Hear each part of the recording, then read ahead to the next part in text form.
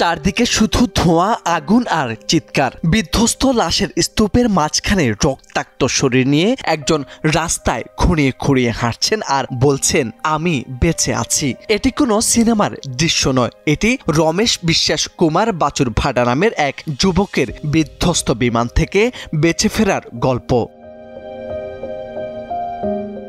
লন্ডনের উদ্দেশ্যে রওনা হওয়া ভারতীয় বিধ্বস্ত হওয়া বিমান এয়ার ইন্ডিয়ার ড্রিমলাইনারটি বৃহস্পতিবার আহমেদাবাদে বিধ্বস্ত হয়ে নিহত হন 241 জন যাত্রী। শুধু বিমানের যাত্রীরাই নয়, মারা যান ছাত্রাবাসের অনেক শিক্ষার্থীও। রক্তে ভেসে যায় পুরো এলাকা। কেউ কেউ আগুনে পুড়ে ছাই হয়ে যায়, আবার কারো লাশের টুকরো পড়ে থাকে ছড়িয়ে ছিটিয়ে।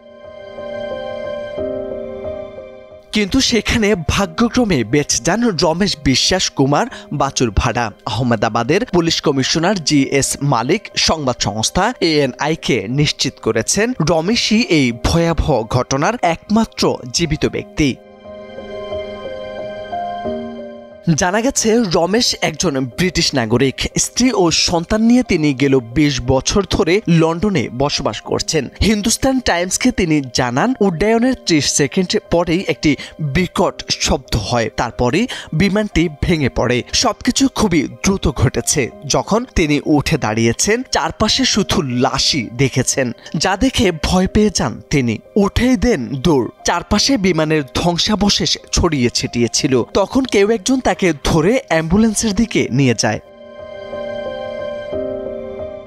রমেশ আরও জানান, তার বুক, চোখ ও পায়ে ধাক্কায় গুরুতর আঘাত পেয়েছেন। তার ভাই অজয় একই বিমানে অন্য একটি সারিতে বসেছেন। একসঙ্গে দ্বীপ ঘুরে এসেছেন তারা, কিন্তু এখন তাকে আর খুঁজে পাচ্ছেন না। বিমান বিধ্বস্ত হওয়ার সময় মনে হচ্ছিল মায়ের মুখটা যেন তাকে বলছে, তুই মরবি না।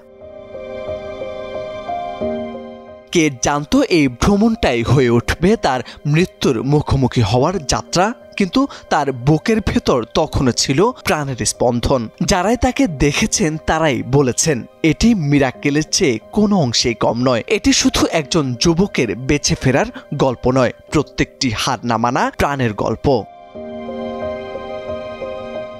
মোর্শেদ আলম, সময়ের আলো।